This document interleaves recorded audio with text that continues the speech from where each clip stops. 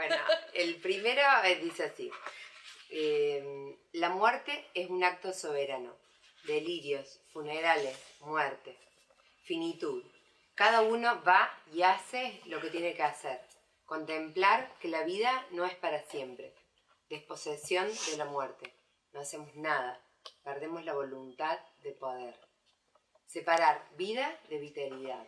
Vivir es respirar. Gente somnificada.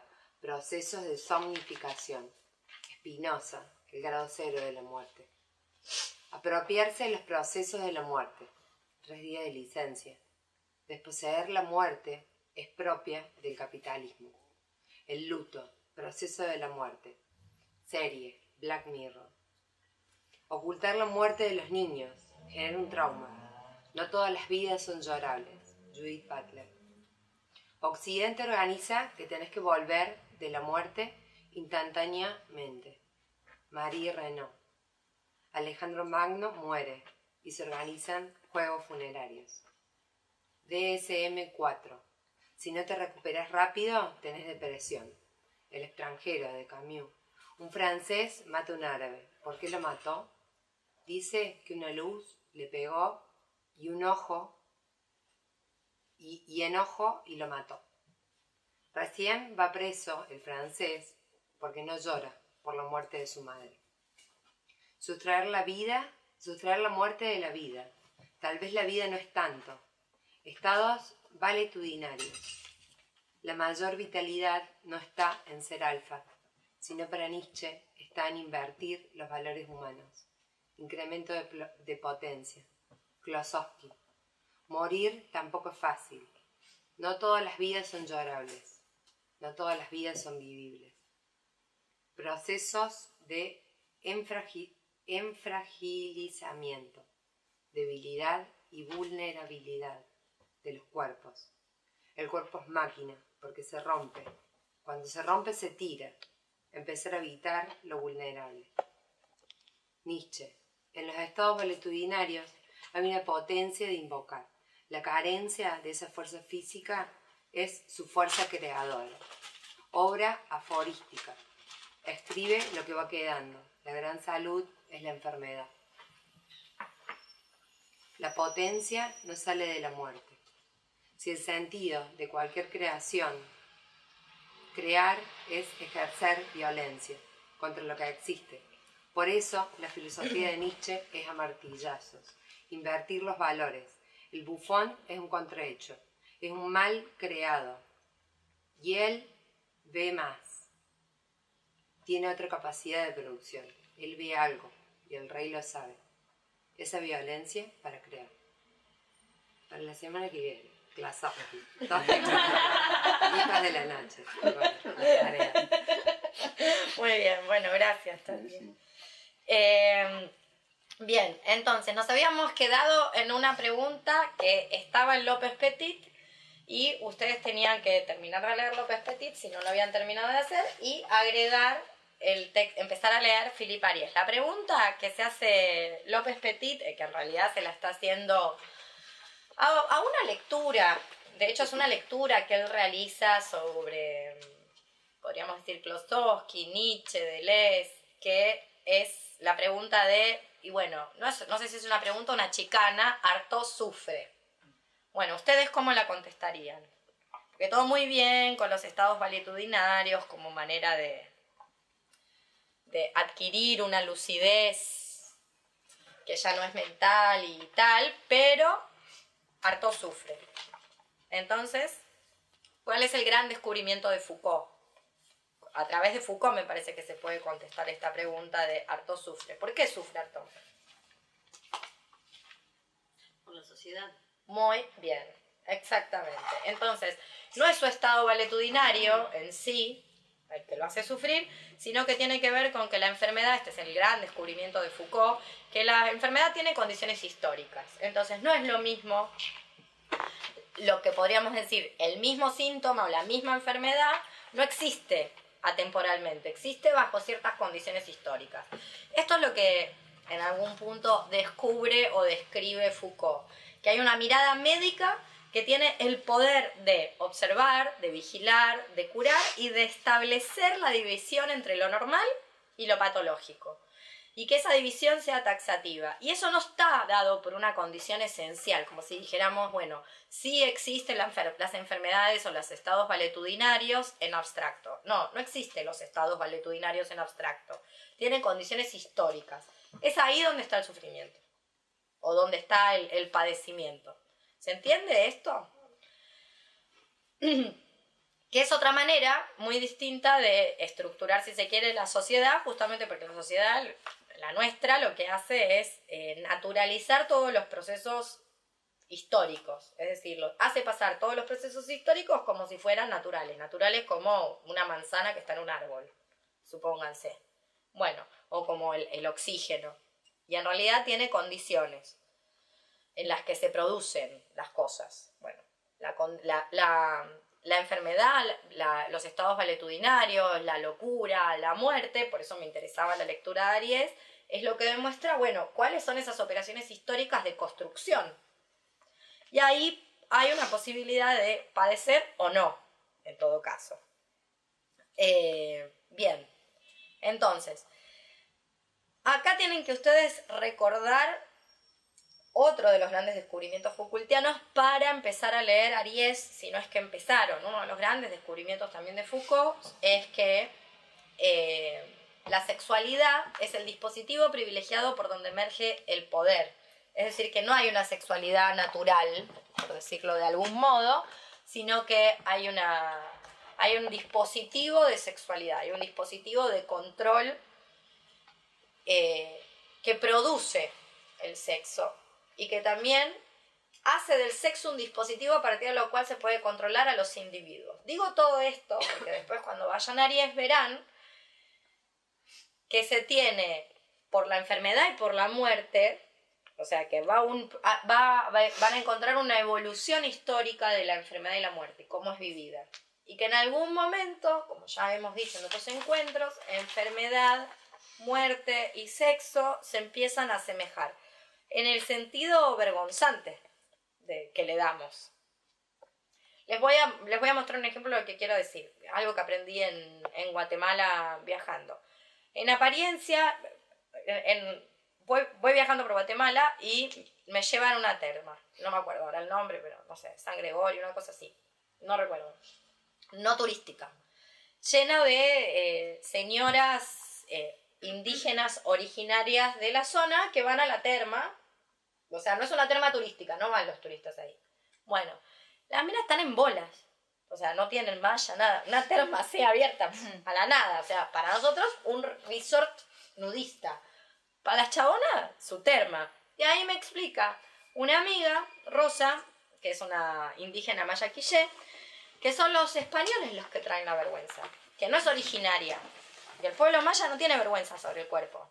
Porque no tienen una sexualización. ¿Vieron que ahora está todo ese tema de la teta, si la puedes dar? Claro, las tetas están sexualizadas en nuestra cultura. Ahora, que yo me saque la remera y muestre las tetas no significa que hay una condición histórica para hacer de eso un acto sexual. No es sexual en sí. Por eso, que una señora esté dándole de beber la lechita al nene no es sexual. Bueno, esto lo entendíamos todos hasta que llegó Macri. Después la gente, claro, como ya la ridiculez extrema, ¿no? Bueno, a eso me refiero, pásenlo para allá, el mate. A eso nos estamos refiriendo con el dispositivo de poder / saber que produce objetos. Es decir, no están los objetos sin el dispositivo. Los objetos no son naturales o a priorísticos. Es el dispositivo el que produce el objeto. Si no, la gente no tiene pudor. Las señoras esas no estaban sexualizadas. Por eso podían meterse casi desnudas o semidesnudas o con nada, sin traje de baño. Entonces, la pregunta que uno se tiene que hacer es si existe en sí la discapacidad, supónganse. Si existe en sí la discapacidad, si existe en sí la enfermedad. Y la muerte sí sabemos que existe, pero no hay dudas al respecto, que la gente en algún momento se muere.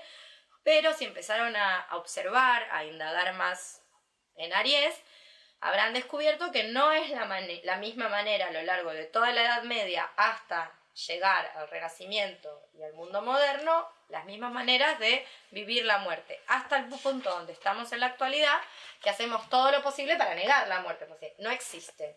Hacemos de cuenta que no existe.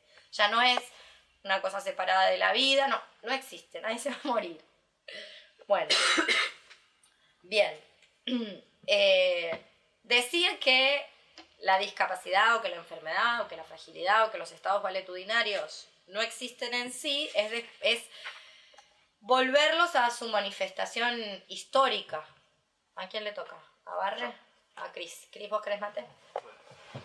Es volverlos a su contingencia histórica. Hay una manera de tomar estos estados valetudinarios que no necesariamente hacen de este momento el mejor momento. Sépanlo de antemano, como en algún punto, dicho con más radicalidad o menos radicalidad, lo que están diciendo todas estas literaturas que estamos leyendo es que esto que le decimos progreso en realidad es una gran mierda. Por si no se habían dado cuenta. Las malas noticias es que no nos podemos desposeer del todo, porque si no sería tan simple como el movimiento hippie, nos vamos al Cerro Uritorco y yo caigo muerta. Así que me voy a quedar, claro, me voy a quedar cerca de la ladera, por la suerte, por las dudas. ¿Cuál sería la propuesta de Foucault a todo esto, de las condiciones históricas y a todo esto de que no existen entonces los estados valetudinarios en sí? ¿Cuál sería? Si ustedes tuvieran que decir, ¿qué es lo que habría que hacer? ¿O cómo? ¿Ya estás en celo de nuevo? Te odio. ¿Qué es lo que habría que hacer? Dale, levanto la mano. Poniendo la mano, no, es un gesto. Creo que era de politizar la enfermedad. Muy bien. Un poquito. ¿Qué significa politizar la enfermedad? Bueno, te leo textual, ¿no? Como descifrar esta mirada clínica como ojos del poder y ver lo que encierra esa mirada. Bien, pero ¿qué hay que hacer? Bien, sí, estoy de acuerdo, hay que politizar la enfermedad. ¿Cómo? Sí.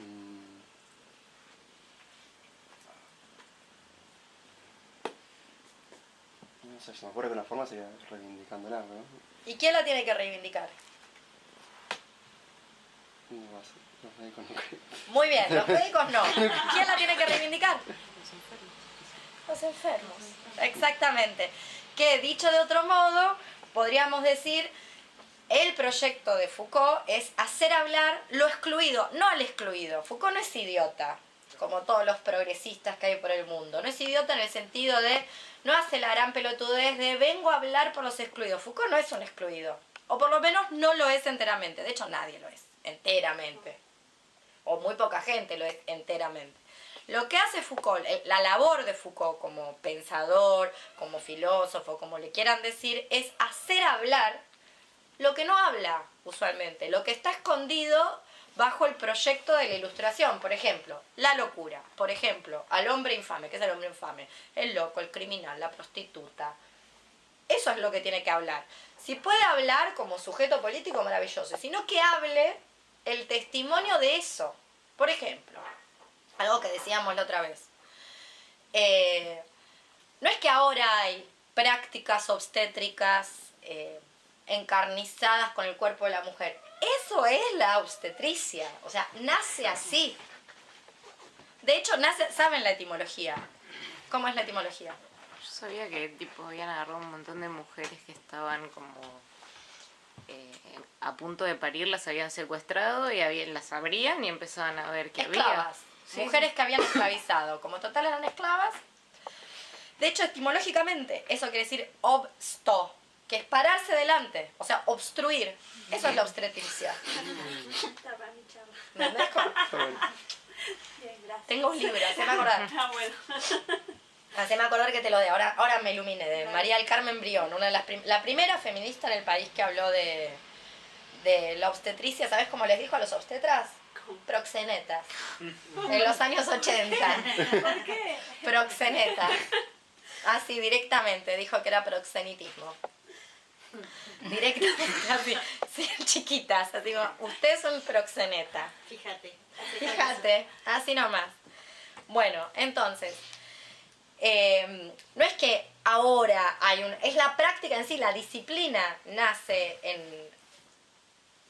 haciendo pelota mujeres que fueron previamente esclavizadas. Entonces, el proyecto político, o sea, esto que estaba diciendo la Fran de politizar la enfermedad, es primeramente hacer que lo excluido hable. Ese es el proyecto de Foucault. No tanto el excluido, sino lo excluido, que lo excluido hable. Bien, y después, lo excluido, y les recomiendo un libro de una feminista que se llama Spivak, una feminista de la India. Spivak es fácil de deletrear, el nombre es Gayatri, no sé cómo, indescifrable, no lo puedo deletrear, disculpen. Spivak es S-P y latina, B corta, A-K, Spivak. Es un texto que se llama, está en internet, se puede descargar. ¿Puede lo subalterno hablar? ¿O puede el subalterno hablar? Bien. Eso es lo primero. Entonces, que hable lo que está excluido. Lo que nunca suena. Y lo segundo, yo diría, es una frase de Tikkun, que es el grupo insurreccionalista francés, el Comité Invisible, que dicen, ellos en un momento dicen, visitar en uno al huésped más inquietante. Que es lo mismo que dice Nietzsche, o Artaud, o Klossowski, que es medirnos con lo impensado. Atreverse a pensar lo que usualmente no es pensado. No en tanto como políticas del horror, sino en contra de las políticas del horror. En un punto es un procedimiento, si quieres, es un artificio técnico de la literatura. La literatura, desde que la literatura contemporánea existe, la literatura siempre hizo esto. Lo que pasa es que en algún momento la literatura se volvió disciplina de autoanálisis, es decir, se autoanalizó, empezó a generar crítica literaria que era la que podía dar cuenta de su propia labor. Y ahí descubren que la escritura o la literatura tiene una materia esencial que es solo de la literatura y que la diferencia la ficción de este folleto. Diferencia este folleto de la literatura. ¿Cuál es la diferencia? La función social de la literatura es desautomatizar la percepción. Es decir, traer a la percepción aquello que está naturalizado. Digo, una piensa que la obstetricia es avance, después descubre que en realidad los creadores de la obstetricia fueron el doctor Mengele. Lo que pasa es que Mengele era nazi, entonces todos sabemos que era malo. El otro no era nazi, entonces no sabemos que también hacía lo mismo. Hacía lo mismo que Mengele con las judías. Bueno, el señor lo hacía con unas señoras que se trajo del África traficadas. Pero eso es ciencia. Lo que hablábamos la otra vez, el neonatólogo es ciencia. Después el bebé no duerme, ¿cómo va a dormir si le metieron un palo en el orto? Claro, le metieron una sonda. Todas las que nacieron después de los años 80, sépanlo, la primera relación sexual anal la tuvieron con el neonatólogo. Voy a ir presa. Es verdad. Eso es incesto. El neonatólogo tiene ¿cuántos anos obturados hay por nacimiento? Es rarísimo, aparte es lo que decíamos la otra vez. ¿Pero cuántos hay? ¿Uno en 1000, sí, uno en 2000? Ponele la estadística. Sí. ¿Y qué podemos hacer? Podemos esperar, como se hizo toda la vida. Espera 24 horas a ver si tiene una disposición. Una deposición. No tiene una deposición, probablemente algo esté pasando. Bueno, no podemos esperar. Entonces agarran al bebé, lo llevan. Todo esto es ciencia, ¿no? Lo llevan a un lugar y le meten una sonda. Y descubren que tiene el ano perforado, como la mayoría de los anos del universo. Y bueno. Aparte me imagino lo cruento que debe ser cuando lo tiene imperforado. No le hagas. De pasarlas. No le hagas cosas a Tati. Tati no gusta de vos. Pobre el que justo lo tiene imperforado y tratan de ponerle la sonda y tratan y piensan que es él, viene otro, trata otra vez. Sí. Bueno, después el bebé no duerme. ¿Cómo va a dormir? Claro. Obvio que no duerme. Ningún bebé duerme. Los famosos terrores nocturnos. Aparte, me imagino que en el que esté perforado es decir, bueno, vamos a esperar a ver si hay una deposición. Claro, si está imperforado espera, claro. A ver si Ya que no podemos pasar.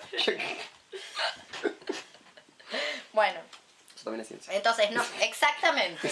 Exactamente. Entonces, volviendo a la pregunta, ¿qué es lo que hace sufrir Artaud? La sociedad. A esta gente la suicida la sociedad, no su supuesto cuadro clínico. De hecho, no hay cuadro clínico. El cuadro clínico es un invento del dispositivo médico de saber poder. Si no, no hay un cuadro clínico. Digo, no estoy diciendo que antes estábamos mejor.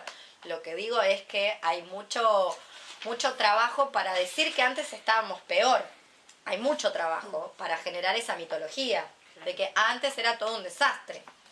Bueno, no lo sé si todo era un desastre. Se ve que algunas cosas no. Por ejemplo, los sanos imperforados la pasaban mejor, porque simplemente los sanos perforados, que son la gran mayoría de los sanos del mundo, la pasaban mejor porque todo el mundo esperaba 24 horas, cagó. Bueno, lo tiene como todos los sanos del mundo, la mayor parte de los sanos lo está perforado. En cambio ahora se inventó un área que se llama la neonatología y que parece que es todo maravilloso porque todo lo que es bebé es todo con nubecitas y animalitos y florcitas y todo hermoso y te meten una sonda en el orto. A ver. Se crea una necesidad, ¿no?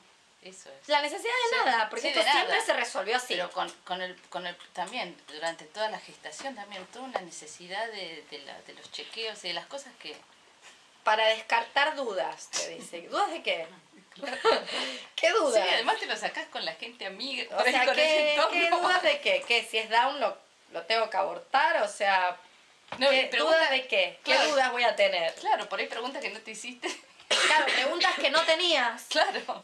Como, Se vos me- deseabas ese hijo de cualquier manera. O sea, bueno, ahora vas a tener dudas. O cosas que no- Vamos a instalar las Exacto. dudas ahí donde no había dudas, donde había un deseo. Y bueno, Vamos a transformar el deseo en duda. Claro. vamos a transformar el deseo en duda. Y después vemos, porque el aborto no es legal. Entonces después vemos qué hacer, no sé. ¿Entendés? Después de que te bombardeo llene de el información. culo de dudas, Sí. vemos qué hacemos con las dudas. Porque, ¿qué hago con las dudas? Chihuaneo. ¿Entendés? En un lugar donde el aborto no es legal. ¿Qué hago con las dudas? Dejan a la deriva. Bueno, exactamente. Entonces, primero, dar la palabra a lo excluido. Segundo, medirnos con lo impensado. Lo impensado es esto. Poder entender que quizás la neonatología, no estoy hablando, recuerden siempre la frase de Nietzsche, porque igual la gente se ofende. Voy a decir una pelotudez al pedo, porque después la gente se ofende lo mismo. La pelea no es contra la gente, es contra los órdenes. Lo digo, igual es al pedo, porque después va a estar el neonatólogo mirando esto y diciéndome a mí que soy fascista. Bueno, la tercera cuestión sería hacer la tercera propuesta, es una propuesta que también la van a encontrar, o espero que la podamos encontrar juntas en Philippe Ariès, que es la existencia, un arte de vivir, la existencia como una estética de la existencia, va a decir Foucault. Una estética de la existencia es lo que hace Nietzsche, es hacer de ese estado valetudinario la condición de la creación de su filosofía. Por ejemplo, que también se puede hacer con cualquier estado valetudinario, puede ser el motor de deseo que impulsa la creación. No como catarsis, sino como producción deseante, como máquina o como agenciamiento. Ahí estaría lo de la estética de la existencia. Bien. Entonces, politizar parecería ser que lo que nos está diciendo aquí López Petit, o lo que está explicando López Petit acerca de Nietzsche y Foucault y demás, es que hay que politizar la anomalía. ¿Cuál es la diferencia? ¿Cuáles ustedes dirían es la diferencia entre la anomalía y la anormalidad? ¿Cuál es la diferencia?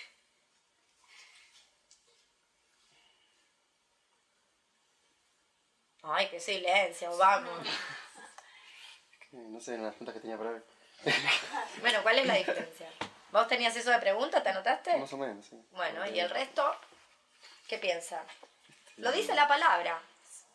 Por ahí un delirio, pero Un delirio me va a hacer ese gato ahí con el cable. Evítalo. ¿No? no. Todo lo contrario. Bien. Sale muerto. Que anormalidad, digamos, como que de alguna manera responde a la cuestión universal de la norma, y la anomalía es una producción de singularización. Muy bien. Ahora explícalo en español neutro. Eso es el delesiano perfecto Dale, delesiano. Ahora explícalo en español neutro. Para alguien que nunca leyó 1000 mesetas. Es eso que dijiste. O sea, la, Jardín de infantes, explícalo fácil. Sí, ¿Cómo sí. lo explicarías fácil? que la normalidad es, de algún modo...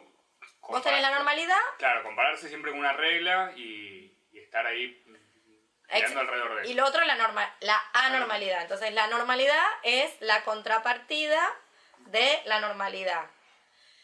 Y es un cuadro de referencia el cual te circunscribe, en el cual te pueden inscribir, normal o anormal. Y de hecho no se puede ser ambas. ¿Y qué es la anomalía? No es eso. No, es una condición singular. ¿Y qué quiere decir eso? Que, no sé, es como un estado que uno aporta, o una aporta,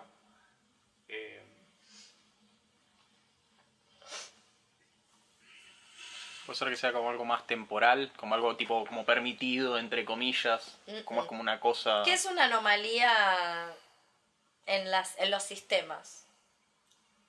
Algo que no está... No, no se ¿Cómo se espera. llama? Que no está pensado, claro, que no se Muy espera. bien, no se Que espera. no tiene que estar. también. ¿Y qué no tiene que estar? Es una línea de fuga. ¿Qué es una anomalía en las computadoras? De hecho, detectando anomalías, producen software. Por ejemplo, ¿entendés? Por eso es tan importante, pobres mutantes. Pobres la mutanteada, ¿entendés? Ay, todas las monitas Lucy de este planeta. Claro. Con su pulgar oponible. Claro, Son claro. anomalías. Sí, hay errores que luego son evolución. Exactamente. Sí, sí. Errores. El Errores problema de es el concepto sí, de lo sí, que sí. es un error. Claro. ¿Entendés? ¿Qué es un error? Bueno, un error no tiene que ver con hay que abolirlo. No, puede ser para adelante. Sí. Exactamente. Sí, sí, sí.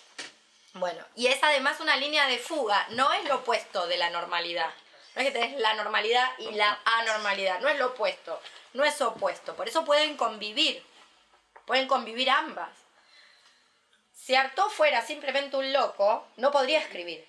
No es simplemente un loco. Digo, cualquiera que se haya topado con una persona que es simplemente el esquizo de la producción, del capitalismo, de los dispositivos, de los grandes espacios de encierro, sabe que eso no es Artaud. Artaud es una anomalía. Por eso le damos el electroshock, a ver si lo podemos convertir en loco. Claro. ¿Entendés? Es una anomalía. Bueno, no tiene... Lo que hace Occidente hace desaparecer la anomalía. Es de suponer que siempre pasó esto. Digo, alguien la bajó del árbol a Lucy. Alguien le dio la patada en el orto de mona fea, chau, te vas. Con el pulgar ese que hace esa mano. Bueno, entonces, eso es politizar la anomalía. O sea, entender Tampoco nos metan... Bueno, yo personalmente pienso que no habría que pensar la anomalía como algo... Tiene su derecho a existir por sí misma, no como funcional a la evolución, sino que tiene derecho por sí misma a su propia existencia. Pero la anomalía o el sufrimiento, producto, no de la anomalía esencial, sino de la anomalía que existe en ciertas condiciones históricas y sociales que hace que te maltraten todo el tiempo, te perjudiquen todo el tiempo, te hagan mal todo el tiempo, tiene un potencial insubordinado. Hay un libro que algunos de ustedes ya lo conocen porque yo se los he recomendado y ahora lo volvemos a recomendar, que es La inconformidad, de Marcelo Persia. Y Marcelo Persia ahí plantea que para los románticos, y recordémoslo porque Aries también va a hablar de la muerte en los románticos, para los románticos, la enfermedad tenía un potencial insubordinado. ¿Cuál era el potencial? Para quienes leyeron el texto y para quienes no, pueden pensar cuál es el potencial insubordinado de los estados valetudinarios que funcionaba en época romántica. Época romántica es, para que nos ubiquemos, Lord Byron, Mary Shelley y también Mark Twain. A Edgar Allan Poe, un gótico, que al fin de cuentas también romántico. Bien, ¿cuál es el potencial de la angustia de todas esas escrituras? En algún lado no puedo. Chan, anotó. ¿Cuál podrían decir? Toda esta gente se angustia mucho. Son los primeros emo. De Philippe Aries lo dice así, o sea, hasta más o menos ahí la gente se moría y tomaba la muerte como, bueno. Sí, la exageración del duelo, dice. Sí. Excesivo. ¿Y qué hicieron con eso? Escribía. Exactamente. Lo transformaron en algo. Lo materializaron. Lo materializaron en algo que desautomatizó o desautomatizaba la percepción de lo que estaba naturalizado o de lo que hoy está naturalizado. Por ejemplo, Mary Shelley, ¿ven la fotito esa que está al lado del cuadro de la chica de Connemara, al lado de Didi Ramone? Sí. Bueno, es un experimento con electricidad sobre un pobre loco. Cosas que se hacían a finales del siglo XIX, a principios del siglo XX. Le echamos picana a un loco. Bueno, igual todavía se hace electroshock. Claro, pero esto es para ver, esto es la medicina. La medicina en el sentido de, vamos a ver cómo operan los músculos bajo la electricidad. Bueno, así lo hace Frankenstein. Alguien la invita, yo cuento siempre el mismo cuento, le invita a la señora Mary Shelley, parece que fue Lord Byron, la invita a ver estos experimentos que se hacían con los tomuer. ¡Pum! Le meten electricidad al tomuer hace pan y se levanta y se vuelve a acostar. Y ella escribe Frankenstein, le parece un horror. No es que vino el capitalismo y todo el mundo dijo, qué divino el capitalismo llegó, qué bárbaro, me encanta. Qué bueno, ahora va a estar Falabella. Nadie dijo eso, todo el mundo se asustó. ¿Entendés? La gente se asustó. Bueno, no sé si todo el mundo, pero una buena porción de la gente dijo, el horror, el horror. Bueno, entre ellas Mary Shelley, que dijo, no está tan copado esta cuestión. Entonces, ahí nace Frankenstein. Un monstruo, creación de la ciencia, que no tiene lugar, además, porque después de crearlo no tiene lugar en el mundo, el pobre monstruo. Está solo, es odiado, es reprimido. ¿Vos estás más loca? Vieron que mira encima me está flasheando a full, flashea. Es súper psicodélica, lisérgica. ¿Qué verás? ¿Qué? En fin. ¿Qué verás? ¿Qué verás? En fin. Bien. Entonces, decimos, o dice ahí el señor López Petit, que lo que hace la anomalía, en realidad, para Petit, lo que viene a realizar la anomalía es mostrar el funcionamiento del mundo. Ya sabemos que el mundo funciona para el carajo. ¿Cómo sabemos que el mundo funciona para el carajo? Gracias a la anomalía que viene a mostrar ese funcionamiento del mundo. Entonces la pregunta sería, ¿cómo constituirse en anomalía? De ahí sacan Deleuze y Guattari la idea del anomal. El anomal es el que está, el fenómeno de borde del grupo, de la masa. Entonces, la pregunta sería, o la interrogante sería, ¿cómo constituirse en anomalía para poder afirmar esa verdad que está en el cuerpo? Que por supuesto es una verdad para López Petit insoportable. O sea, para decirlo de otro modo, para constituirse como anomalía hay que poder, o sea, constituirse en anomalía significa aceptar lo insoportable. Por eso decía, no sé cuándo lo dije, no sé si lo dije en el último encuentro, en una de las presentaciones del libro, no me acuerdo, quien se define como normal no puede tener devenir. O sea, si a vos te dieran un diagnóstico y todo tu trabajo es... Por supuesto hay estrategias, no estoy generalizando, porque hay diferentes estrategias y el colectivo DISCA es muy amplio y hay ciertos DISCAs que tienen otros requerimientos y otras especificidades en este momento político. Pero si todo el trabajo de una está orientado a ser normal, te perdés el potencial de la anomalía. ¿Se entiende lo que quiero decir? Porque la anomalía lo que significa, lo que supone es poder aceptar lo insoportable. ¿Para qué? Para producir con eso modificación, para producir lo que producía Mary Shelley cuando veía eso, desautomatizarlo. Vio eso y dijo, esto es un desastre.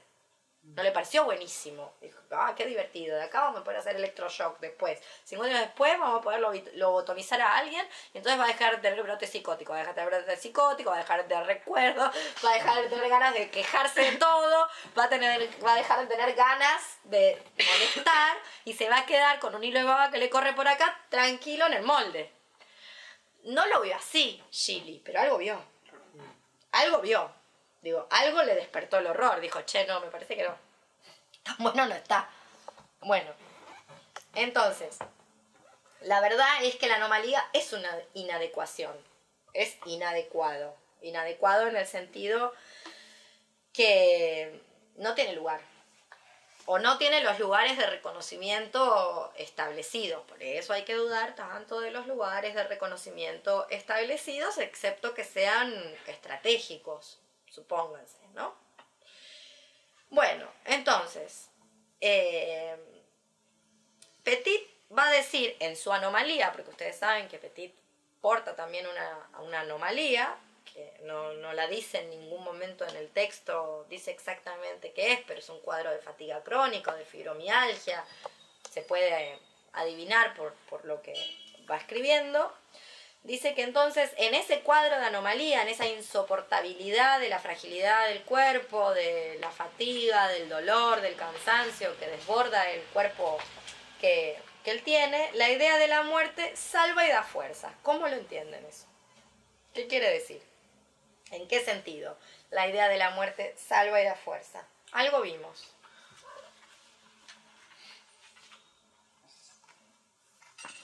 ¿El dolor se va a acabar?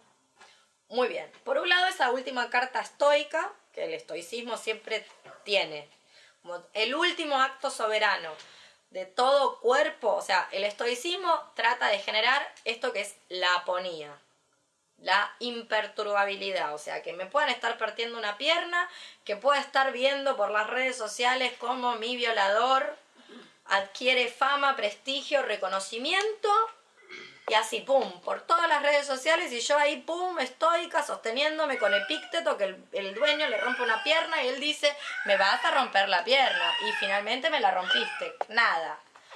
Pero puede pasar que no pueda más, que el cuerpo no aguante más. ¿Y qué hago? Suicidio, sí. Exactamente. Eso entonces, lo que dice es, da fuerza y salva en el doble sentido. Por un lado, porque siempre tengo esa carta. Si todo se pudre tanto, tanto, tanto, yo puedo ir, llenarme el cuerpo de trotil y hacer explotar la uva con la gente adentro. A lo Maresca. Voy y le prendo fuego a los libros. Punto. Mirá lo que pienso de vos, fucking facultad de letras. Te prendí fuego a los libros en el patio. Bueno, puedo hacer esa. Suicidio. Y también la cercanía, la proximidad con la muerte, que es lo que hace nuestro mundo, que es tratar de evitar que la muerte está ahí cercana, lo que hace es estimularte a vivir. ¿En qué sentido? En el sentido de no perder tiempo en las pasiones tristes, no reverberar ahí, no estar, vieron que lo dice Deleuze todo el tiempo, no hacer de la propia miseria un chiquero en el que uno se revuelca y se revuelca y se revuelca. Bien, entonces, por eso la idea de la muerte para la anomalía salva y da fuerzas, en el sentido de que por un lado siempre voy a ser soberana de mi propia detonación, y por el otro también salva y da fuerza porque al tenerla tan próxima es un estímulo para vivir. Casi en el sentido del porno inspiracional, en el sentido de decir, bueno, che, no me voy a andar demorando en esto, total, quién sabe, mañana no estoy, la quedo acá, entonces bueno, ya, listo. A otra cosa. Los estoicos no vivían en nuestra época donde te pueden mantener conectado y que vos pidas que te desconecten y que no se puede. Pero si vos sabés que te vas a morir, que es lo que sabemos todas y todas nos hacemos las boludas, vos podés tomar recaudos.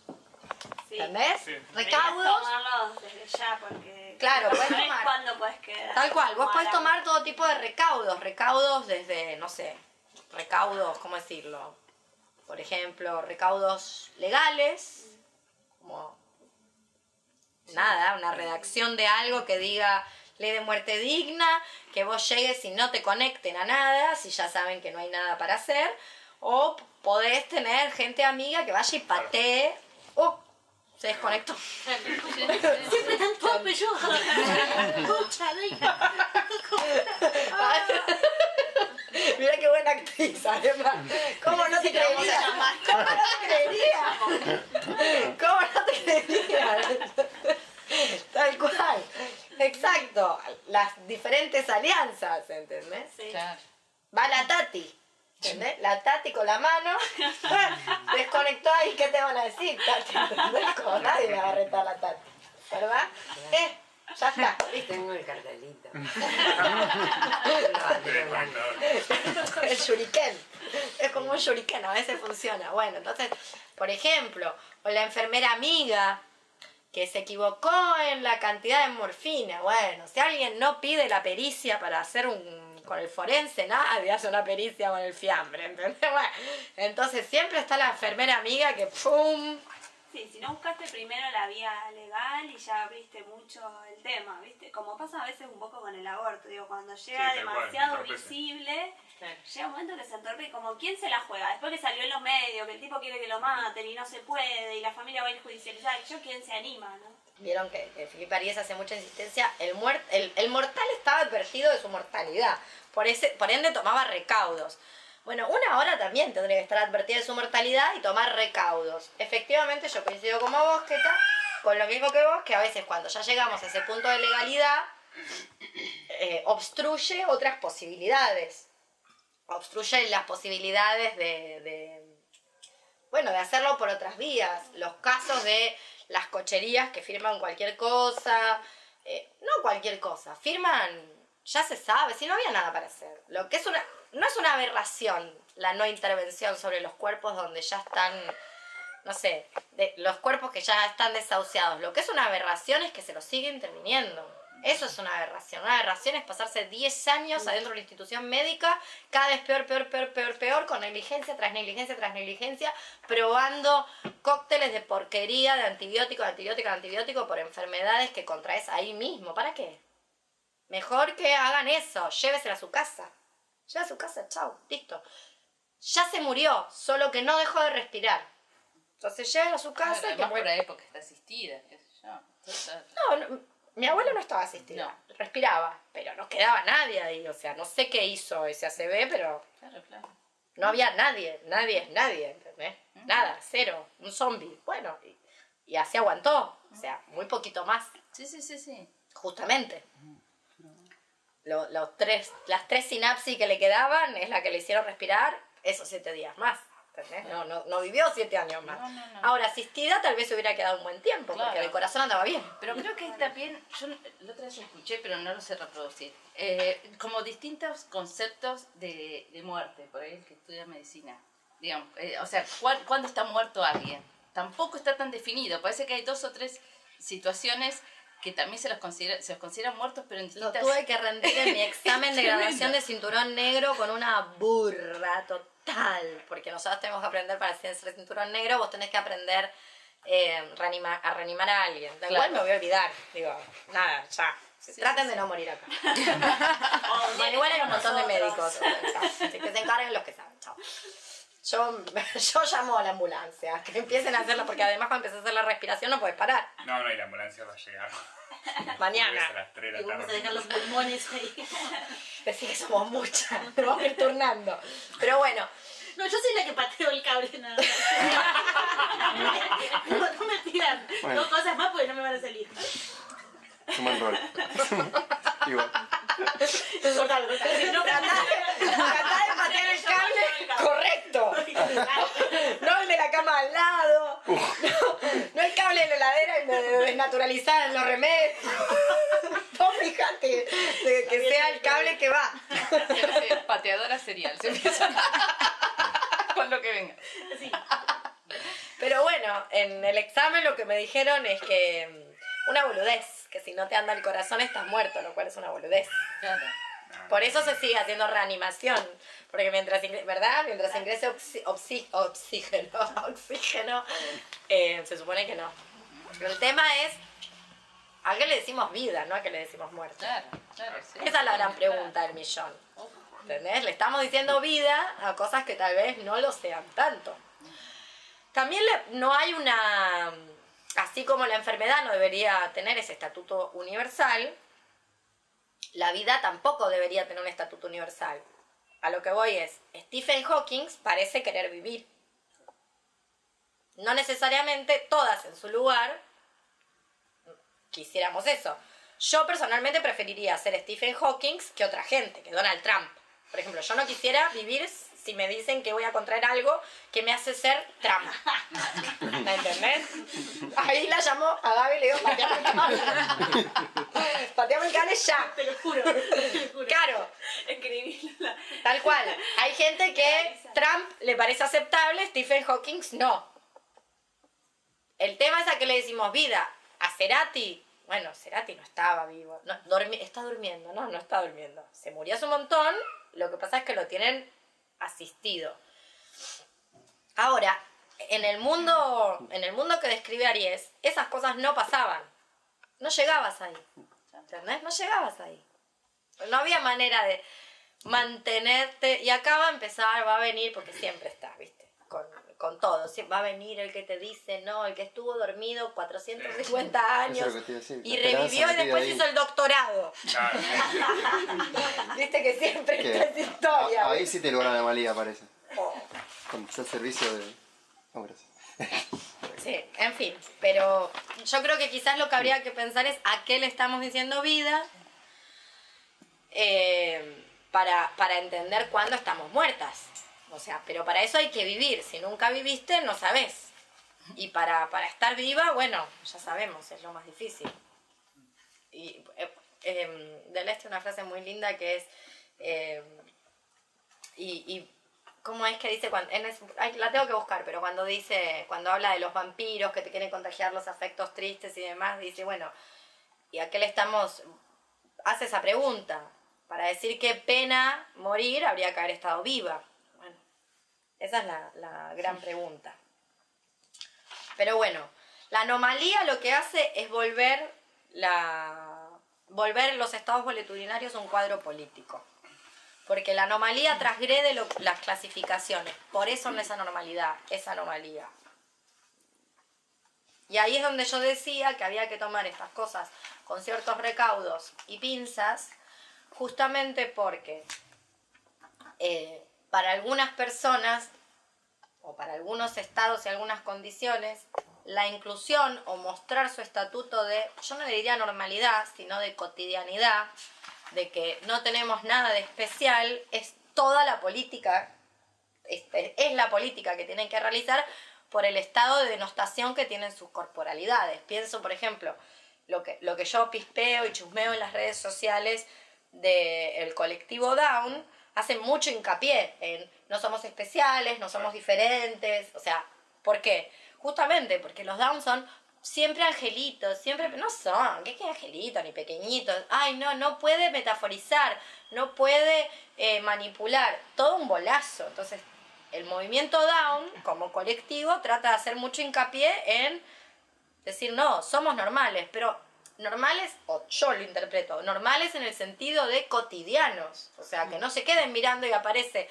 un tipo con síndrome de Down de 45 años, no, es un angelito, no es un angelito. Es un tipo de 45 años. Nada. Especial la pizza. Eso también es una frase del colectivo Down. Yo vi una foto de un chico que decía, especial es una pizza 4 quesos, una cosa así. Decía una frase por el estilo. Pero bien, la anomalía transgrede la clasificación, es lo inclasificable, porque no se circunscribe a los pares antitéticos normal anormal, del que hablaba antes Hernán. De eso hablaba, ahora me estoy acordando de algo anterior, Link, ¿no? Cuando decía Sí, lo del monstruo, el que era el monstruo. que no entraba en la taxonomía, digamos. Exactamente, no entra en la taxonomía. Por eso tampoco se sabe muy bien qué hacer con él. Bueno, sí se sabe qué hacer con él. Sí, claro. Claro. No se sabe. Una Una cosa. Exterminarlo. Claro, Tratar de exterminarlo. O hacerle... seguir metiéndole medicación, ¿no? Sí, o digamos, hacerle la vida invivible. Sí. La idea es que no pueda vivir, Sí. que su vida sea un calvario, volverle la vida invivible. Para eso hace falta que cooperen los demás. Esto nadie tiene esa capacidad en sí misma, o sea, el resto coopera. Sí. Si cada vez que encontramos por ahí dando vueltas un agravio contra alguien de un perfil trucho y lo creemos, bueno, estamos cooperando. ¿Viste? Hay que aprender a leer entre líneas, darse cuenta cuando un perfil, ¿viste? Yo siempre digo la misma gilada, ¿viste? Que no va a ser la revolución si no podemos detectar los perfiles truchos de Facebook. O sea, ¿qué vamos a tratar de leer el Ulises de Joyce? O sea, eso es más difícil. Leer el monólogo de Molly Bloom, si no podemos detectar un perfil trucho que sube una foto de un perro bajada del Google, que lo buscas con el Google Image. Bueno, estamos mal. Viste que yo siempre el pesimismo al poder. El pesimismo nos hará libre. Vos confía en mí porque así le fue bien a los estoicos. Pero sí, esa es la idea. Sí, seguir probando cosas es una, en fin. Pero bueno, el de probar cosas tiene que ver con los agenciamientos. Digo, vos también podés hacer una experimentación ahí voluntaria a ver qué pasa. Pero ¿a qué te referías? ¿En qué estabas pensando? No, en eso, en el que queda afuera, lo recordé aquella lectura, sí. El que queda afuera hay que tratar de inscribirlo en algún marco. Por eso estaba el déficit de atención. ¿Qué es el déficit de atención? El alumno problemático. El que no hay nada para hacer. Y te va a volver loca. Toda la escolaridad. Todo el proceso de escolarización te va a volver loca. Entonces, creamos un marco de referencia. Sí. Déficit de atención. Todos tienen déficit de atención. Ningún chico hasta los 10 años te presta atención más de 5 minutos seguidos. Y menos ahí adentro, ¿no? Bueno, ahí adentro, olvídate. Eso es la muerte. Y nunca el problema es alguien jerárquico tampoco. O la alguien institución. la institución, lo que ¿Entendés? sea. ¿Cómo ¿no? ahí? Eso nunca se... Claro. O de nuevo, vuelvo a los terrores nocturnos. El bebé no duerme. ¿Cómo va a dormir? Mira cómo nació. La bienvenida. ¿Entendés? Mira cómo lo recibieron. Estaba chocho. Le hicieron una maniobra, le empujaron a la pobre mujer la panza, se la aplastaron, le dolió, le metieron jeringa por todos lados. Hipoxia, te hicieron bosta a la madre y después la agarraron, o a la padre, lo que fuera, lo agarraron y le metieron una sonda en el orto. Para después hacer lo que vos dijiste. Ah, no caga. Bueno, vamos a esperar un ratito. ¿Para qué le metiste el palo en el orto? ¿Entendés? Bueno, ya van a venir ahora los fanáticos. No es un palo, es una sonda. Bueno, yo los invito a mi próxima colonoscopía. ¡Ah! Por favor, la acá. Bueno, los invito a mi Bueno, los invito a mi propia colonoscopía. Bueno, ¿qué va a pasar? ¿Viste? Que ir acostumbrándose. Hola, mortal, ya nos lo dijo Epicteto. Ustedes se van acostumbrando, después no duele tanto. Bueno, los invito a ver si es tan divertido. Como que te haga la cola a tu novia. ¿Viste? No es tan divertido. A ver, claro. ¿Cómo era tu frase? La de... ¿Lo del parto? Sí, la del parto. Cuando te lo hicieron, no gritaba y no, le digo, o no pariste o no cogiste nunca, pero esto no es lo mismo. Antes me gustó, ahora no me gusta. Claro, no suele ser así. No es cuando tengo sexo no suele ser. Una de las dos no la hiciste, si no, no me estaría comparando. O fueron las dos atroces. O le estamos diciendo sexo a algo que no es una práctica sexual, es un delito tipificado. No, me gusta la mirada positiva que tiene uno de los capítulos de Petit, no sé cuál es, pero que habla esto de la fatiga. Es tristísimo, todo el libro de mierda. Pero dice que la fatiga, bajón. algo así como, esta habla de la fatiga, ¿no? Como esto inclasificable y mucho más masivo que la locura, ¿no? Y está en todos lados. Y lo vemos. ¿Y por qué? Lo vi que lo veo todos los días. Como que la gente viene al médico porque está cansada, digamos. O sea, está cansada de algo y le duele algo y es esa cosa inespecífica que exaspera al médico porque es inclasificable. Bueno, eso no existe. Me duele acá y me canso, cuando me levanto me mareo, cuando llego al trabajo como que me duele la frente. ¿Eso qué es? ¿Viste? Como que no cierra ningún diagnóstico. Y entonces te mandan al psicólogo. Está perfecto, porque él lo describe. Entonces debe ser culpa tuya, no sé. Fíjate, charlalo. Andá a hacer terapia, hablar. Esa era mi profesora de griego, la acabas de tirar. Déjala, igual. Déjala ahí. Déjala que la hace bien. Sí, está muerta. Déjala, está bien ahí tirada, pobre gato. En fin. No, pero lo mira positivo, no digo, más allá de que es medio bajón, lo mira como algo positivo, porque dice, bueno, la gente está cansada, y es verdad que la gente está cansada, y es verdad que falta trabajar porque está cansada, por estas cosas inespecíficas. Por eso yo digo que el aborto debería ser obligatorio y solo deberíamos parir mutantes, que somos aquellas personas que en realidad solo podemos trabajar bajo ciertas condiciones de determinada forma o no hacerlo, por ejemplo. Y ahí, chao capitalismo, ¿entendés? Claro. ¿Quién va? Esa no la había escuchado. No, sí, es una de las cosas absurdas por las cuales la gente me odia. Una de las tantas cosas absurdas que yo digo por las cuales ustedes vienen y la gente me odia. Pero que sí, que el aborto debería ser obligatorio y solo anomales, como la gata, por ejemplo. Que acá la vemos. Sí. Entonces, sí. No sé si es una mirada positiva, pero es una mirada con respecto a la anomalía como los nuevos modos de vivir. Él habla de la anomalía como los nuevos modos de vivir. En el sentido de que hay una imposibilidad de vivir. Hay una, ¿cómo decirlo? O sea, esta vida es invivible. Y hay gente, cada vez más, hay cuerpos que lo empiezan a manifestar. ¿Qué es lo que pasa con la escuela? El déficit de atención es simplemente una reacción a una situación que no se sostiene. No estoy diciendo que antes estaba mejor con los otros sistemas pedagógicos, solo que que se supone mejor, es una gran mierda. Y a nadie, bueno, no sé si a nadie, pero es como la gente en hordas tiene hijos para mandarlos ahí. Solo por eso sería una razón para no parir. Saber que vas a tener que obligatoriamente hacer pasar a lo que nazca por ahí. Porque bueno, es ilegal que no vaya. Por lo menos en la Argentina.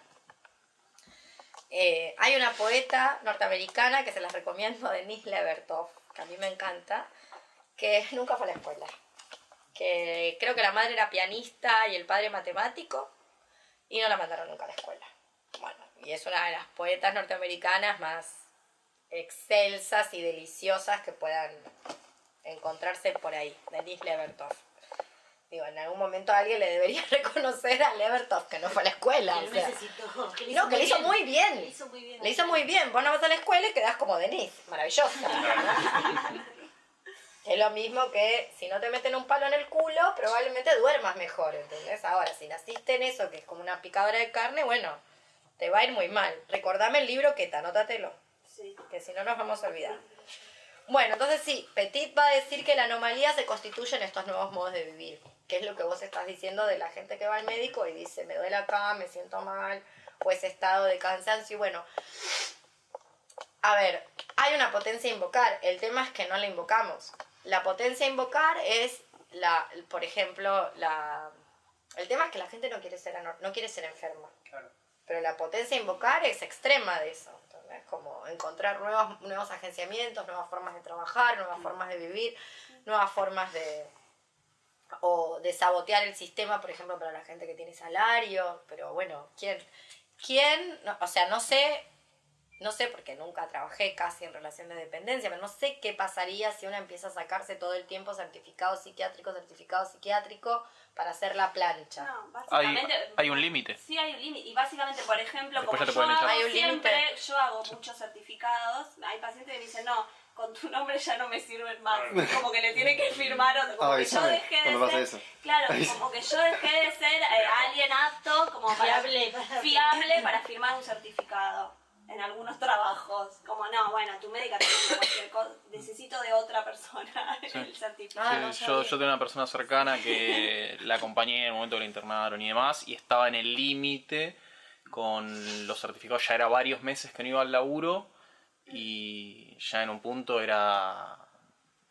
Si pasaban más semanas, bueno, tenía que volver o la podían echar tranquilamente.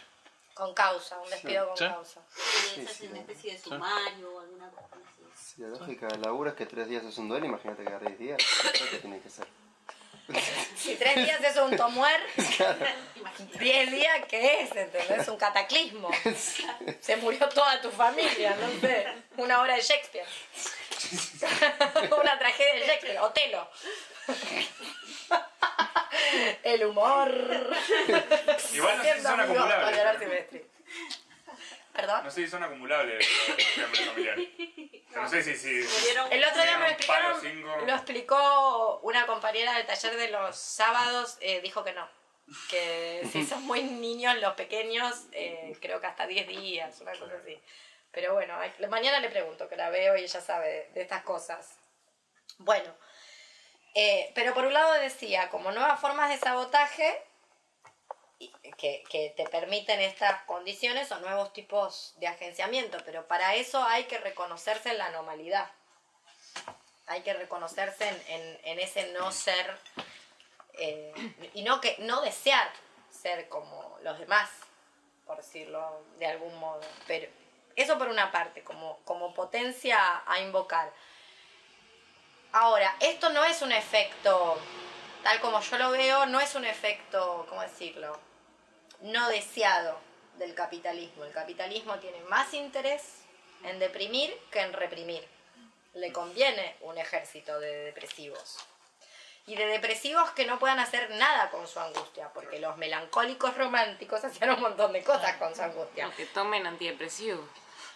Sí, igual, viste cómo es el tema del antidepresivo.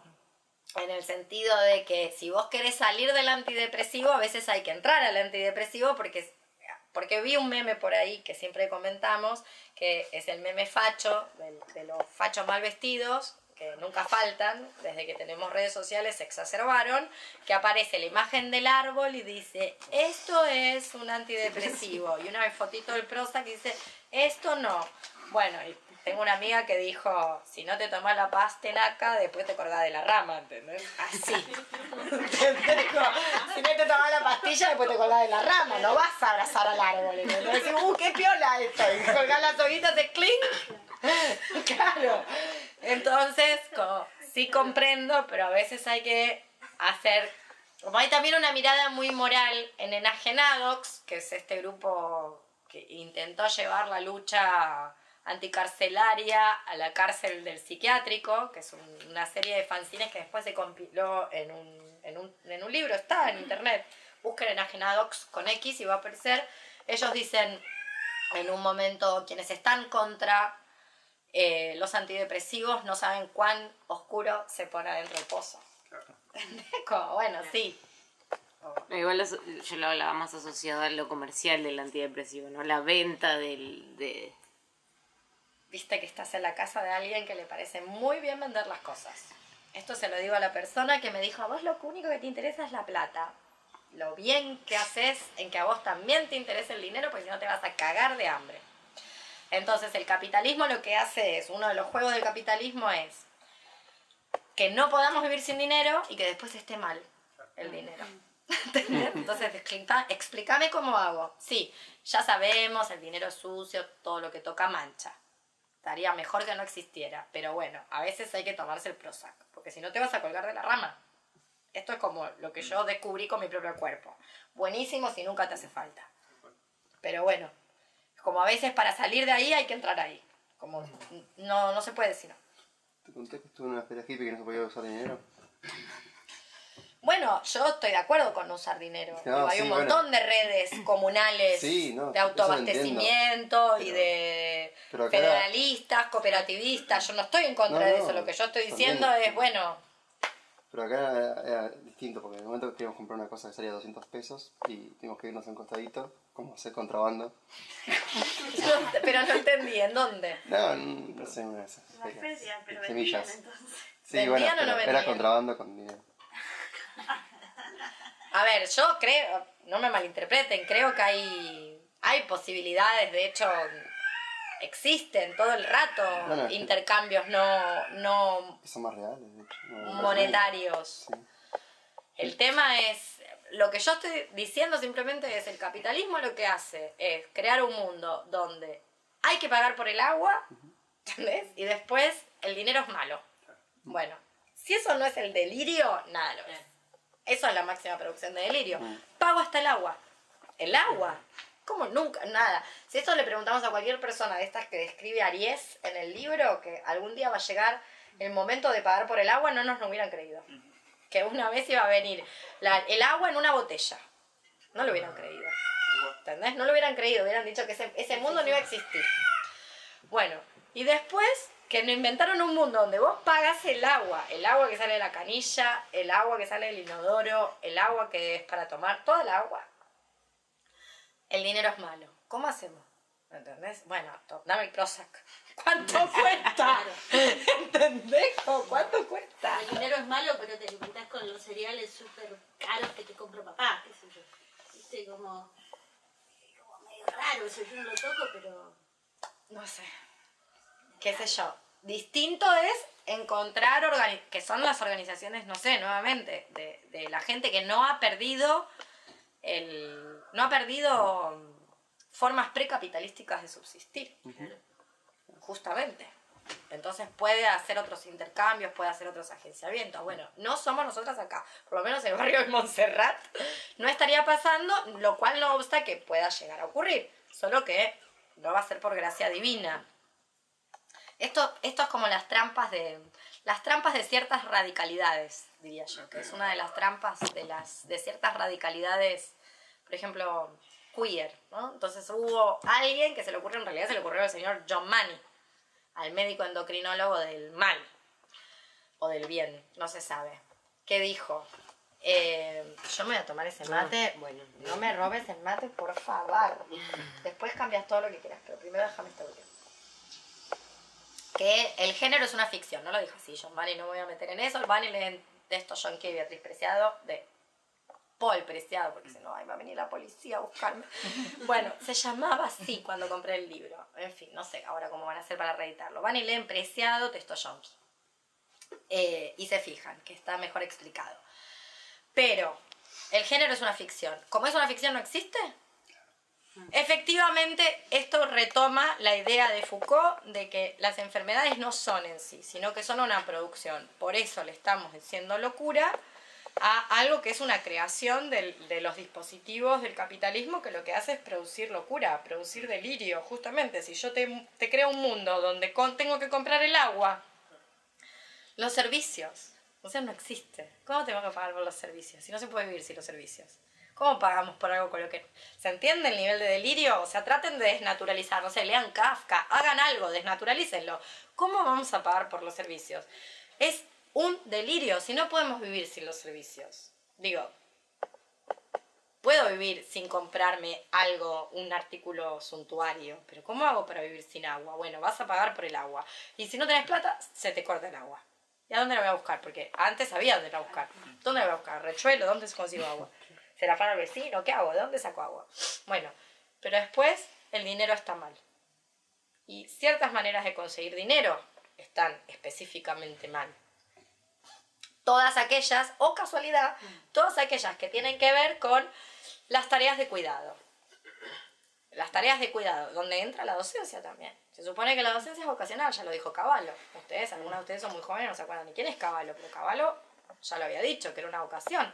Por ende, como las tareas son vocacionales, una no debería cobrar nada, porque es una vocación, sí, es por amor. Así el comentario de la típica persona de clase media que vive una nube de pedo de cuando hay un paro docente prolongado y está bien que protesten, pero los chicos, bueno, boludo, ¿qué Sí, los chicos están aprendiendo a luchar. Obvio, además. Están aprendiendo a luchar, eso están aprendiendo con esto. Están aprendiendo que hay que luchar por los propios derechos y las reivindicaciones y hay que salir a protestar y a reclamar lo que es justo. Punto, eso están aprendiendo. Es una clase de educación cívica que puede llegar a durar 60 días. Bueno, tema tuyo, si no... Sí, cuestionate el sistema, qué sé yo. Claro, no cumplí con las paritarias, qué sé yo.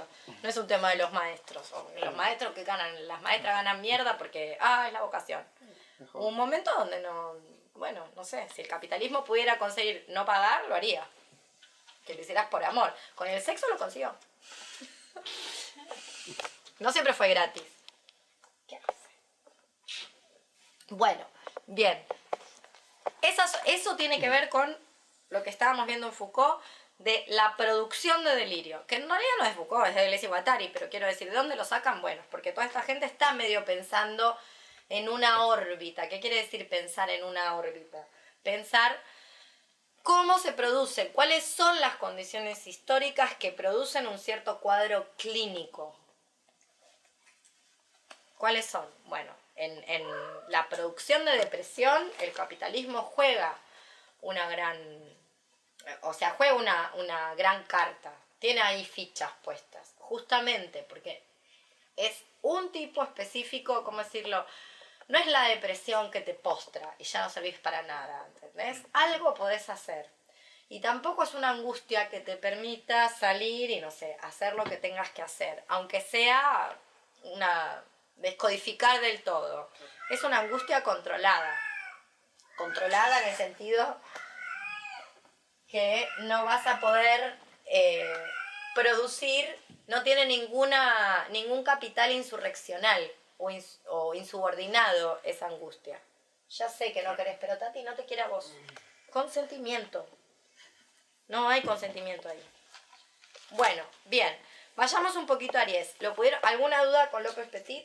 Nos vamos de López Petit forever. ¿Quieres hacer una pregunta? Sí. ¿Es ahora o nunca? Ahora nunca. No, mentira. Podemos volver a López Petit. No, Todo lo no que sé si quieras. vamos muy del tema, pero viste que en un momento empieza a hablar de cómo se forma la verdad, que me pareció como ¿Cómo se forma la verdad? muy genial. Léelo. Para que todas sepamos. Dice, bueno, empieza a hablar de que el sentido surge siempre como un efecto. Se produce cuando la constelación de cosas, palabras, cuerpos se cierra en sí misma. En cierto modo, el sentido aparece como la comprensibilidad. Comprensibilidad es un término de Heidegger, de todo lo que la constelación encierra. El proceso se puede explicar del siguiente modo. Con la verdad de desplazamiento surge el sentido, o mejor, los sentidos, puesto que el sentido es siempre plural. Y el sentido engloba enseguida la verdad en la medida que ésta se hace fuerza, es decir, idea. ¿Qué página es? 80. La verdad se carga de sentidos y solo entonces se convierte en idea. La verdad es, por tanto, anterior al sentido. Sin embargo, la verdad se impone gracias al sentido. La verdad cargada de sentido versión tenés? se convierte en fuerza. Internet. No sé. De El López capítulo Petit. 5. Porque yo no tengo en la página 80. Mi página 80. 5, página 1. A ver. 4. Espérate. Capítulo 5, la anomalía y la verdad, es la página 83 para mí. ¿Y cómo empieza el párrafo? El sentido, por su parte. El sentido, por su parte, Sí. surge siempre como un efecto. Se produce cuando la constelación de cosas, palabras, cuerpos se cierra en sí misma. En cierto modo, el sentido aparece como la comprensibilidad. Comprensibilidad, hay una palabra en alemán, que no voy a pronunciar porque no sé nada, es un término de Heidegger, de todo lo que la constelación encierra. El proceso se puede explicar del siguiente modo. Con la verdad de desplazamiento surge el sentido, o mejor, los sentidos, puesto que el sentido siempre es plural. Y el sentido engloba enseguida la verdad en la medida que ésta se hace fuerza, es decir, idea. La verdad se carga de sentidos y solo entonces se convierte en idea. La verdad es, por tanto, anterior al sentido. Sin embargo, la verdad se impone gracias al sentido. La verdad cargada de sentido, se convierte en fuerza. La verdad se plasma así en la idea. De lo contrario, y en ella misma, se desconoce la fuerza de lo que es capaz. Verdad, sentido, idea es la tríada que organiza el combate del pensamiento, que viene a sustituir lo que antes se denominaba la lucha ideológica. Bueno, ¿y cuál es la pregunta? Bueno, todo eso me pareció muy... Todo eso, digo. Todo eso me pareció Todo muy bueno. esto. No, me pareció genial. Sí. Y bueno, y que habla de que, aunque esta construcción sea perfecta, se tiene que hacer fuerza material para hacer realmente idea. Solo entonces actúa en el mundo. Entonces habla de que... Estás leyendo otro pedazo. Sí, salté un poquito, no mucho. En última instancia, no hay producción personal de ideas. ¿Dónde estás? Otra cosa serían los conceptos. Acá. Entonces dice, sigo leyendo, toda idea es verdadera, porque está conectada con la verdad, es decir, con el desplazamiento que la ha producido. El sentido sostiene la verdad y a la vez la separa de sí misma. Remontarse de la idea a la verdad sería el modo de saber si la idea es propiamente idea y por tanto idea verdadera. Verdadera idea es, pues, la idea verdadera. Parece un juego de palabras. Sí. En este caso es adecuado hablar de veracidad. La idea verdadera es verdadera en sí misma. A esa conciencia es lo que llamaría veracidad. Idea verdadera significa idea con veracidad. El resultado alcanzado se puede resumir con una breve fórmula. Idea igual verdad más sentido. Entonces la idea es igual verdad más sentido. Falta un último paso. La idea debe hacerse fuerza material para ser verdaderamente idea. Solo entonces la verdad desplazamiento desemboca en una idea verdadera capaz de actuar sobre el mundo, con lo que se puede afirmar que, en última instancia, no hay producción personal de ideas. Otra cosa serían los conceptos. Bueno, ya. Todo esto lo dice para llegar acá, a lo de la anomalía. La anomalía es portadora de una verdad de desplazamiento. Sí. ella en sí misma es ya una verdad que desplaza la obviedad que cubre la realidad. La obviedad es el funcionamiento de este mundo. Eso es lo que la anomalía. Claro. Esa es la fuerza de la anomalía. Mostrar que el problema no es de la anomalía, es del mundo que no anda. Claro, el que está enfermo es el mundo. Acá te tira como referencia, como pie de página. Sí, ahí, eso. una cosa que... Tiene una nota, que es la nota número 5, cuando encierra llegamos a la como- veracidad. Conviene aclarar que esta determinación de la idea como idea verdadera no tiene nada que ver con la existencia de ideas verdaderas en sí mismas. Es más, justamente trato de rebatir esta forma de idealismo de la autenticidad.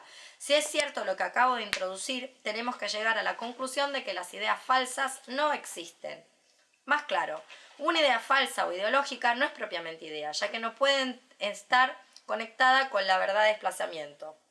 Sería solo sentido, formulaciones diversas que despliegan sentidos. Y sin embargo, puede ocurrir que una idea falsa o ideológica, una idea que no es por tanto verdadera idea, se convierta en idea. Por ejemplo, la verdad neoliberal aplicada a nuestro mundo. La verdad neoliberal explica mejor nuestro mundo que una aproximación no te va a hacer nada.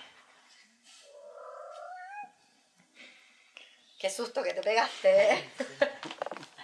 ¿Por qué haces esa maldad? La verdad neoliberal explica mejor nuestro mundo que una aproximación basada en un marxismo más o menos renovado. Este hecho no tiene que sorprendernos, puesto que no es más que la consecuencia de algo bien simple. La verdad del capital ha vencido y organiza el mundo. Con todo, no se trata de una idea verdadera, por veracidad como índice de sí misma, sino por correspondencia. Bien, ¿qué es lo que no entendés? Eso, veo que es una verdad por correspondencia. Y segundo, nada, como que tira así al pasar algo que es algo bastante fuerte que ¿Qué? me gustaría poder, no sé, desarrollarlo, explicarlo con otras palabras. Por más que yo también siento que es verdad. ¿Pero qué? Nada, que la verdad de capital explica mejor el mundo que cualquier otra de las cosas que podemos hacer, pero no porque sea una idea verdadera. No. Sí, en realidad porque es una idea mitológica. O sea, funciona como funciona la mitología. La mitología no es ni verdadera o falsa, pero la gente creía en él. La profesora de griego que tiraste ahí, que está yaciendo ahí en el piso, una vez un alumno le preguntó, le dijo, profesora, Zeus existió, griego 1, lleno. Profesora, Zeus existió, y ella dijo, no lo sé, pero los griegos creían en él. Y no se cuestionaban la existencia, como la gente no se cuestiona la existencia de Jesucito. Hay una gran cantidad de gente que cree en Jesucito y cree en ese hombre de Bergoglio vestido blanco. ¿Entendés? Bueno, es lo mismo. No es ni verdadero ni falso, pero tiene una fuerza que lo impone. Sí. La ideología, yo sé nada de Marx, me jacto de ello, creo que, como cree Roland Barthes, creo que el mundo no está dotado solamente de las cosas que leemos, sino que hay una buena construcción de lo que nos abstuvimos de leer. Una de las cosas que yo me abstuve de leer y hice mucho esfuerzo es Marx, o por lo menos de leerlo bien, pese a que me intentaron obligar en muchos momentos. Pero lo que yo entendí es esta cuestión de que hay cosas en sí en el mundo marxista. Esta idea la saca de Hegel y Hegel la saca de Platón. Cosas en sí. Entonces hay intereses que son en sí. Es decir, en sí para sí. Intereses que son de clase. Si vos estás defendiendo los intereses que no son los de tu clase, tenés una falsa conciencia. Es como si tuvieras ideas falsas de lo que te conviene. O de lo que es a tu clase social. Bueno, toda esta gente, es más del palo de Deleuze, no cree, del palo del postestructuralismo, no cree en eso. No cree que la gente defiende cosas que no le benefician. No cree en esa falsa conciencia o en esas ideas falsas. Lo que está diciendo acá, o lo que yo estoy entendiendo que está diciendo acá, es que esas ideas no son ni verdaderas ni falsas, pero que tienen mucha fuerza porque se cree en ellas. Eso es lo que la dota de su sentido y finalmente lo que organiza el mundo. Por eso, no te vas a encontrar nunca a Deleuze y Guattari hablar de ideología, sino hablar de subjetividad. ¿Y qué es la subjetividad? La subjetividad es un deseo, no es un deseo, es la forma de organizar la máquina deseante. Por eso, esto lo entendió el capitalismo, lo entendió perfecto. Una es la que está confundida, nosotras, los partidos que se llaman de izquierda, la gente que analiza la izquierda. Nike lo entendió perfecto. O sea, el gerente de marketing a nivel internacional de Nike entendió perfecto el tema de la subjetividad. La subjetividad no tiene que ver con una clase en sí, sino que tiene que ver con una manera de hacer funcionar el mundo. Por ejemplo, te doy un ejemplo muy truchito, pero que puede servir para entender. ¿Por qué la gente no le roba a Carrefour? Porque tiene miedo de... Habrá quien no, porque es cagón y hay una camarita. Puede ser. Ese la tiene más clara que el que no roba porque está mal, el país no progresa, la economía no sale adelante. ¿Entendés? ¿Perdón? ¿Entendés? ¿Con qué? Hay una amiga, bueno, ¿entendés? que robó en un supermercado y lo denunció al verdulero del supermercado. Bueno, el verdulero que está puede estar petado. A ver, un análisis marxista sería que el verdulero tiene una falsa conciencia. No logró adquirir una conciencia de su clase social. El verdulero quizás lo denunció porque es un resentido. No hay que... Los flujos de resentimiento tienen una virulencia. Mirá, Macri está ahí. Claro. Sí. ¿Está? Digo, Macri es producto de los flujos, de esos flujos de resentimiento. Flujos de resentimiento mataron 30.000 personas los flujos de resentimientos. Alguien los denunció. No es que estaban todos en los teléfonos. ¿Qué es teléfono celular? No estaban todos en la agenda de la gente.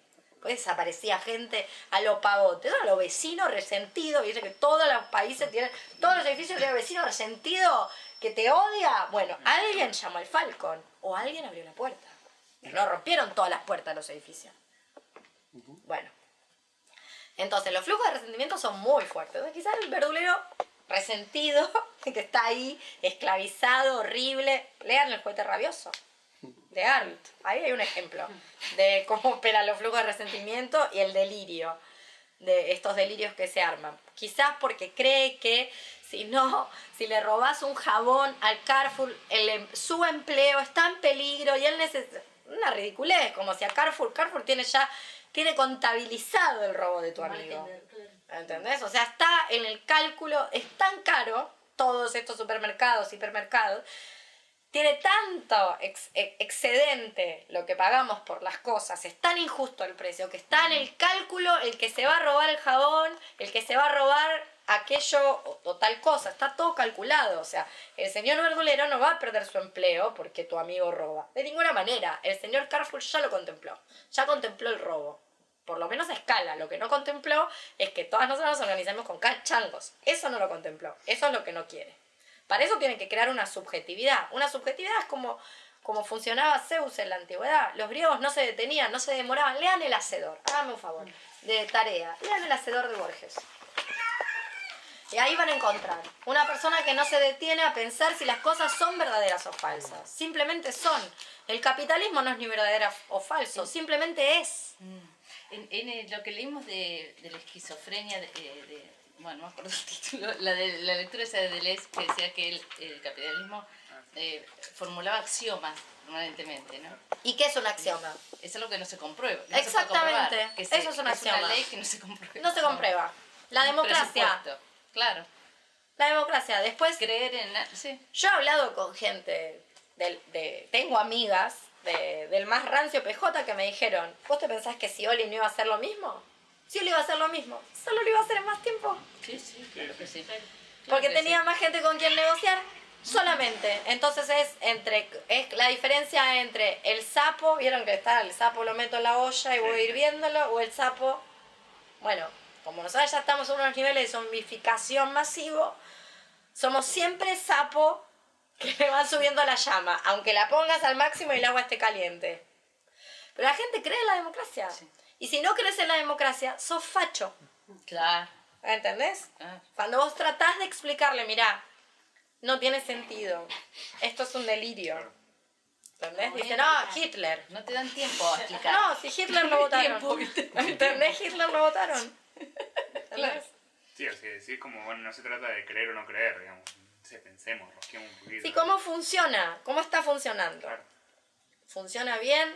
No tiene el más mínimo sentido esto. Bueno, la gente no se va a poner a pensar, bueno, a ver, ¿qué es la democracia? Porque es en sí misma, o sea, no quiero decir en sí misma porque estuvimos tratando de decir, en toda la clase no decir en sí misma, sino, ¿cómo decirlo? Forma parte. ¿Te estás por morir? Sí, está muriendo. Vamos a cortar la cara.